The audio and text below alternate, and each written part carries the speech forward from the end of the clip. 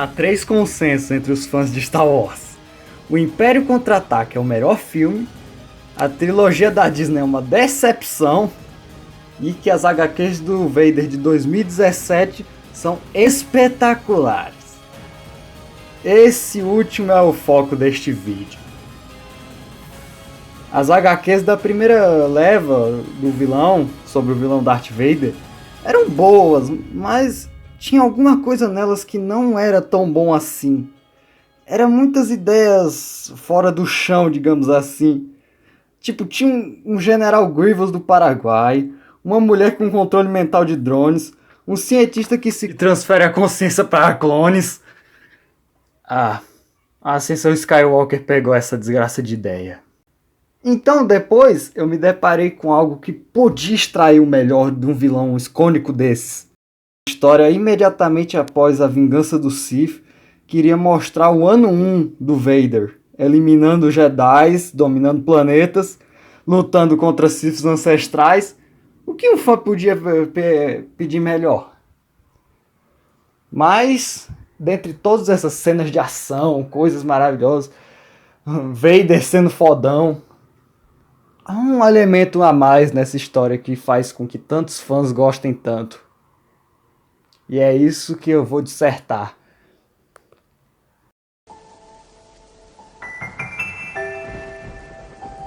O nosso primeiro contato com o Vader é ele tentando culpar Palpatine pela morte de sua amada.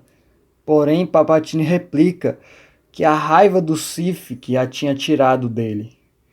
E pergunta a Vader se ele vai querer viver ou ser morto por ele. Vader replica que quer viver. O Imperador logo sente que o único propósito de Vader agora naquele momento era assassinar o seu antigo mestre Obi-Wan Kenobi, cujo ele culpou por toda a sua dor. Inclusive, é uma coisa muito recorrente nessas HQs é a ânsia por matar Jedis, o que pode ser muito bem justificado pela raiva do Vader. Ele procura sempre alguém para poder culpar além de si mesmo.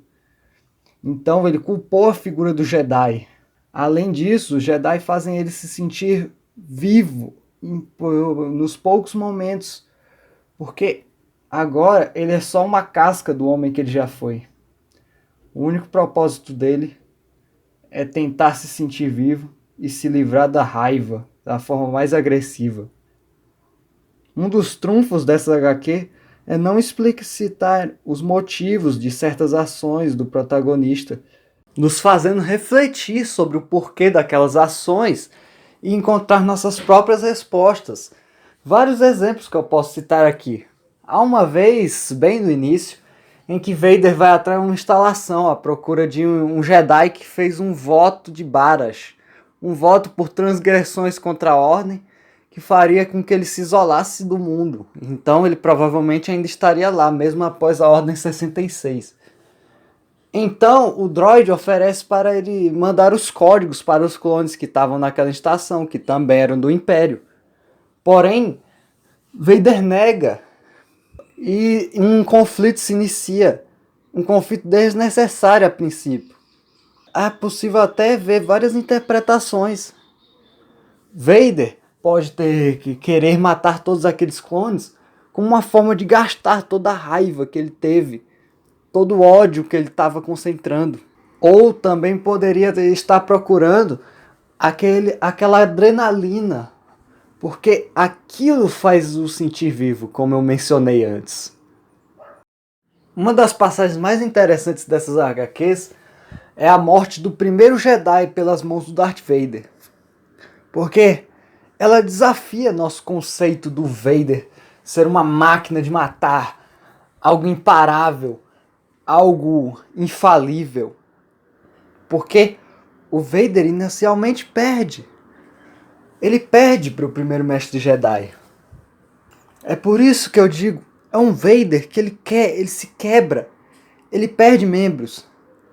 Aí ele continua sendo poderosíssimo, mas mesmo assim é falho. Outra coisa que esse embate com Kirak, o mestre Jedi, revela é que esse mestre Jedi, ele é a encarnação de todos os valores da ordem. Ele salva as pessoas, ele é justo, ele é pacífico no geral. Então, quando o Vader mata ele, é como se ele estivesse matando o Anakin dentro dele. É mais simbólico do que eu esperava na minha primeira leitura. Há só mais duas passagens que eu gostaria de citar, porque se eu for falar de todas as HQs, eu acho que foram ao todo umas 22, alguma coisa assim. Vai ficar um vídeo de 20 minutos. Se não ficar, porque eu ainda vou falar dos Mestres Jedi, dos Inquisidores. Mas tudo bem, vamos logo.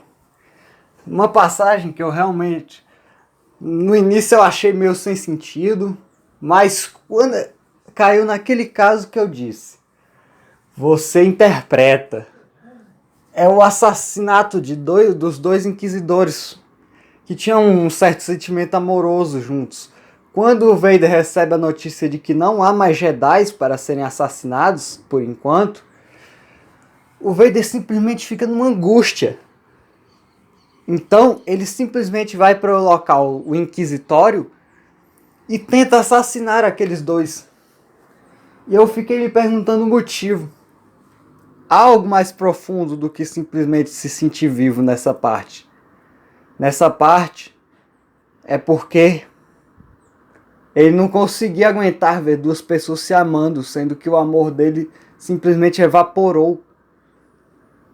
Então ele os executa de um modo shakespeariano, virando os dois e fazendo eles acionarem o sabre de luz um do outro. É uma cena realmente pesada, mas ao mesmo tempo simbólica. Outra que eu gostaria de mencionar, e é uma das mais legais, é a construção do castelo, do que a gente vê em Rogue One. Aquilo é mais místico do que muitos atentam, porque aquilo foi construído por um Lord Sith ancestral que ficou preso na máscara, que se chama Momin. E aí nomeou esse canal. Mas continuando. O Vader, ele tem um objetivo. Na hora que ele foi naquele santuário em Mustafar, o planeta que ele perdeu, tudo. Ele sentiu algo, uma força muito poderosa. Então, desesperado para reaver seu amor, ele vai até esse planeta construir uma fortaleza com poder do lado sombrio para conseguir trazer a amada Padmé de volta à vida, mostrando um sentimento muito mais, uma coisa que a gente realmente não vê muito no Vader. Só que o Lord Momin o trai, então o que o leva a derrotar o Momin, e assim que ele abre um portal para uma dimensão na força, o lado sombrio não cede à esposa dele. Simplesmente ele não consegue. O final dessa HQ é o Vader falhando de certa forma, mas mostrando uma esperança que aparece num dos últimos quadrinhos daquela bagaça. Luke Skywalker ativando seu sabre de luz.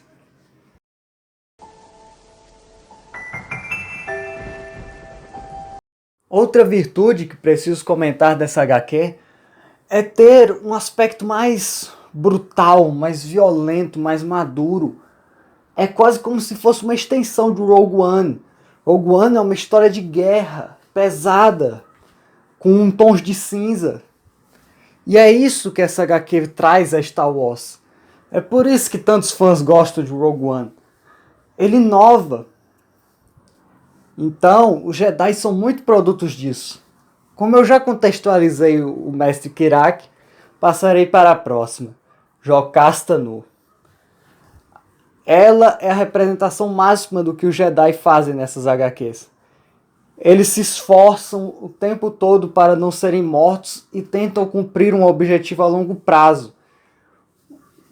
A primeira coisa, eles não conseguem. Todos eles são assassinados no fim. Mas o que muda é que a longo prazo eles contribuem. Jocasta Nuno é um exemplo disso. Ela foi até o Templo Jedi conseguir. Ela conseguiu gravar holocrons, que são como se fossem livros, entre aspas, de conhecimento que serviram para a nova geração de Jedi, de Luke Skywalker. Mas apesar disso, ela foi morta por Darth Vader. Outro, que é um dos mais interessantes, por incrível que pareça, é Ferrenbar, do arco de Munkala. Inicialmente, eu não gostava tanto desse arco. Achava ele não tão espetacular.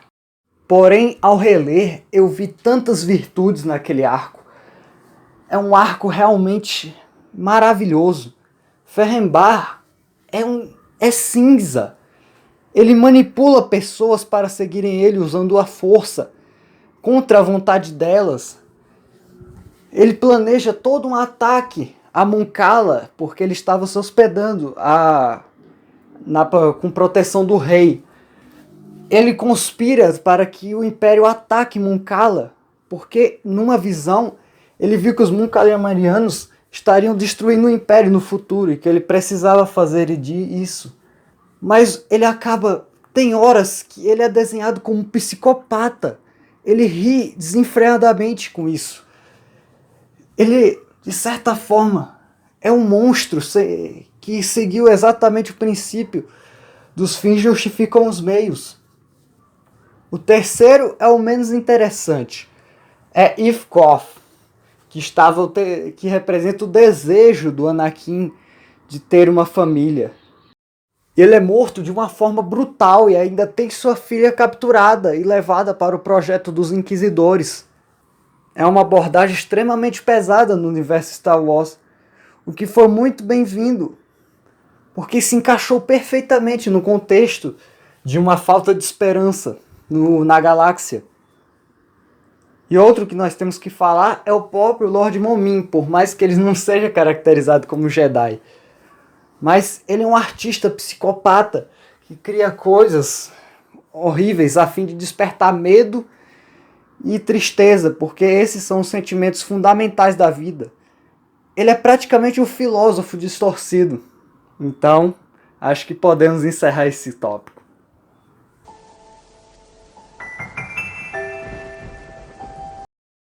Já vou avisando que essa HQ não melhora a imagem dos Inquisidores. Porque eles são um grupo interessante. São ex-Jedis caçando Jedis. Porque eles se revoltaram contra a Ordem e agora servem ao Império. É interessante essa ideia, porque o Darth Vader não podia patrulhar uma galáxia inteira à procura de Jedi. Só que tem um problema. Quantos Jedis o Inquisidor já matou? Nenhum! É sério! Nessa HQ... O máximo que o Inquisidor chega de matar um Jedi é o Grande Inquisidor contra a Jocasta Nu. E a Jocasta Nu, ela não tem habilidades no sabre de luz. O poder dela é mais conhecimento. Velho, os únicos Inquisidores que realmente pelo menos tem um pouco de personalidade são a oitava irmã e a segunda. E olha que ela nem aparece muito nessa HQ. E por causa de Fallen Order... E a nona irmã, principalmente, porque ela tem uma personalidade. Ela é interessante. Quase fala até palavrão no meio da história. Eu até ri muito bastante nessa parte. Mas, no geral, eles não cumprem a proposta deles. Os caras foram feitos para caçar Jedi. E nunca acontece isso, praticamente. Em nenhuma obra de Star Wars, o Inquisidor matou Jedi.